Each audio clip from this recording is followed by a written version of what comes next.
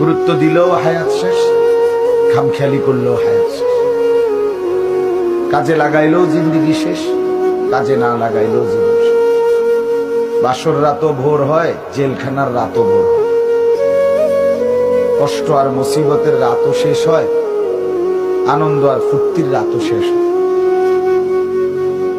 এবং জীবনটা আমাদের ওয়ান ওয়ে, একমুখী রাস্তা, যেটা কেবল সামনের দিকেই যেতে হয়, ওই বরাবর, আর পিছন দিকে আসা যায় না।